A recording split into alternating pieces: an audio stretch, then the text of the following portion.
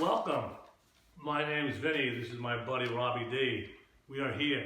30 plus movie critiques. It's not about our age. It's about looking at movies 30 plus years old, and we're going to do some critiquing, and we have some great ones to present. Robby D, first one we're going to be looking at. I think for our inaugural discussion, we got to go to The Godfather. The Godfather, ladies and gentlemen. Certainly on just about everybody's top 10 list. I mean, we're talking about 7 Golden Globe nominations, 10 Academy Award nominations, Best Actor Marlon Brando, Best Editing, Best Music, Best Overall Picture. The list goes on. Pacino, look at some of the actors that were in that movie.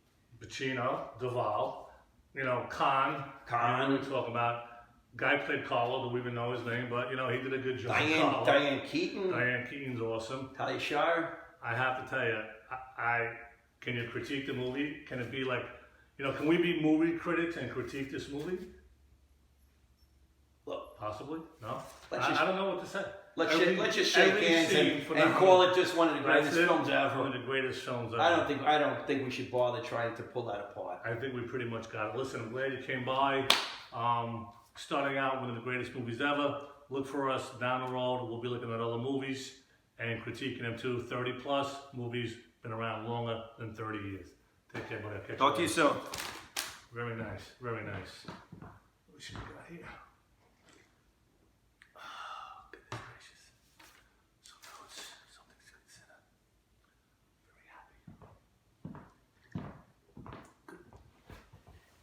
Good cup of joe. However, what are we looking at, buddy? However, I mean, the part where James Caan get it out. James Caan goes to beat the shit out of his brother-in-law. I got a question about that scene, by the way. We all know the part. She calls up, crying. Carlo did a number on her. She gets Sonny worked up. Sonny being the brother here, he runs out. He's gonna get Carlo. Carlo's on the street. Dude, okay. What's I got multiple issues with that scene. First of all, the brother-in-law is supposed to be a relatively tough guy. He's connected to the family. He's out there. He's sort of a street guy. He's wearing an orange windbreaker. I don't know what that was. And then James Caan fights him with a garbage can lid. I mean, there's no guns, there's no knives, I don't understand that. And I have to tell you, listen, obviously this is like 1972. Right. They're doing film. They got to splice. There are 2 clear shots where you see in the movie where Sonny goes up, not even close. We're talking about a foot and a half away. 2 feet away. Okay. I'm not too We're sure talking Francis Ford Coppola. We're talking some of the greatest producer directors. Did nobody see that? Did they not play that back that night in the dailies? How did they not see that there was this much of a distance between the guy's face and the fist? I don't understand. Did they just run out of budget? They just said, let's just throw it in like that? And like we said, it's not even close. And here's the thing for me. Let's start the very beginning of the wedding, the wedding scene, right? There's a photographer there. They're going to be taking wedding pictures. Right. It's a wedding. Everything's fine. I know everybody knows the guest list. Okay, so the FBI, Secret Service, whoever the hell they are, they're all there. A guy has a camera, takes a picture. Sonny breaks the camera, rips the film, destroys everything.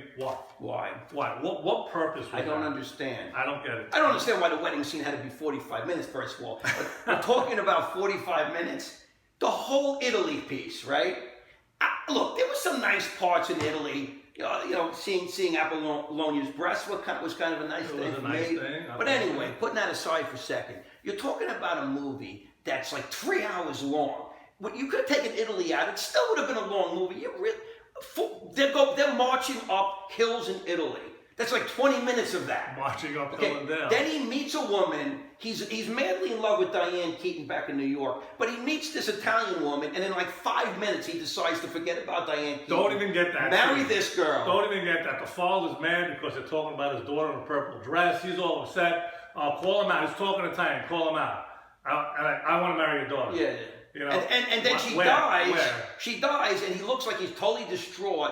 And like 5 seconds later, he's back in New York he asked Diane Keaton to get back together with him, like as if that woman never existed What's before. with the bolo hat? What Exactly. the hat? He opens the door. He's the most intimidating scene. What is? Oh yeah, I'm gonna get in the car with him. He goes to Italy because he's supposed to like almost want to not be a mafia guy, but he comes back and the hat pops up. And then He never wore a hat when he was back. He was like sitting doing the old scene or whatever in the chair, and then he gets punched in the mouth and all that nonsense. How does he think he's gonna go to Italy and no one's gonna find out that he's in Italy? He's hanging out in town. He's getting married. Exactly. He's making friends with everybody. How are they not gonna find out? Exactly. And Made it so obvious. And the one thing, he's at the front of the house. He looks, and the guy with the gun who was always like his bodyguard, and he starts running. Right. That's the end of her. Right. I don't know. Just don't get me started. Something frustrates me even more. Something that? frustrates me, right? What's that? All right. Like that guy thought he was going to get away. The one who got it, keep the guns, leave the gun, take the gun. He's like, yeah. He got his Paul Paul Castellano. Castellano blew his head off, right? Like he thought calling in sick, right? How's he think he's going to get away with it? Okay, fine.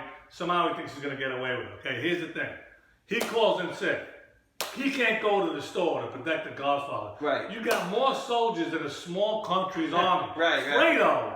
You're sending Fredo out to In protect broad daylight. the #1 Godfather. This is the Godfather. He's the top mafia guy #1 in all of the world. And he goes out in broad daylight to get vegetables. And he takes his like stupid son. He got like a 12 IQ. Can't even handle a gun. I mean, he should die. I wish he would have died there. And first of all, how many bullets in the back, son of a bitch lives? All good. But how do you send Fredo? You see all these tough guys, they're all there, they're always around, they're like, the Godfather to them is everything. And what's that nonsense about the hospital with Michael outside pretending he's got a gun and he gets the flower guy, whatever? That was a good scene. You like that? Dude, that was a good How scene. did nobody know the Godfather was there? They knew it was there. They were pulled up. No, that's a good scene. I'm sorry, man. I got an issue with that. Enzo. The Did that guy ever do another movie in his life, Enzo? No, but that was How about the brother-in-law? Dude, great scene. The brother-in-law ever do another movie in his life? That's when Michael, the evolution of Michael becoming like his father. Hey, everybody talks like it's a great movie. No, getting the nurse. No, slow it down. But I will tell you one thing that absolutely I can't take, and it's ridiculous. When at the end of the movie, they're all going to knock off all the Godfathers, right? They're knocking them off one by one. Castellano, the biggest effing, fattest guy on the planet, has to kill the guy going up. How many flights? Right, he's huffing and puffing. He's going up like back and forth. Right. You have the fattest guy on earth walking up about 8 flights of stairs to kill somebody, and then you have this normal-sized guy going in the barbershop. The guy that works out at the gym is downstairs. The barbershop guy was like a normal-sized guy, blew his head off in the chair or whatever, and they got the one going through revolving doors, took care of him. Normal-sized The guy in revolving doors like 150 pounds. Nothing to worry about. You know what? This is getting me. And also, you guys got a hot-looking wife, the fat guy, but don't give us started. Oh no, you forgot about the stupidest thing in the whole freaking movie, man. The thing of a Tom goes. First of all, why are they sending Tom to deal with this director problem, right? He's not a tough guy, Tom. Why is he going out there? And then he goes there, and they're all nice, whatever. And he's like, they're talking about in California. In California, Walls is the director. He never ate food. They never ate food. They sat there looking at the food, and then he insults them. They get all pissed, and then he's like, "Oh, thank you for a beautiful meal and a great evening." Walt is telling him why he's upset about what Tom is there for, which you can understand Walt's being upset for whatever reason. And then he's throwing Tom out without letting him out. Why do you start dining with a guy, put beautiful wine, beautiful food, if you're going to yell at him and throw him out? Why does Walt... Unacceptable. First of all, he calls the Godfather the beginning, basically. Who would have the guts to say something about a man that powerful? But then 10 minutes later, for some reason, he decides to calm down and be nice to Robert Duvall. So now they're hanging out, but then the littlest thing that Duvall says pisses him off and he fucking goes bananas. He goes bananas. I mean, terrible. Who wrote that scene? Who directed it? Who cut that scene? It's just terrible. Look, and I gotta tell you, that I wrote a little note here.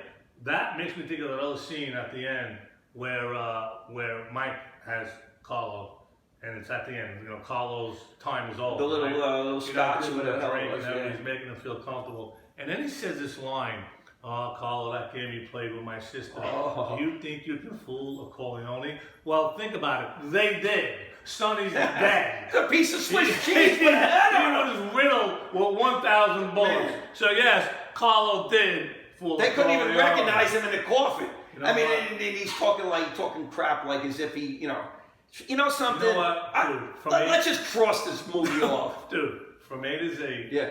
this movie sucks. This movie's garbage. We're done. That's it. I'll talk to you soon.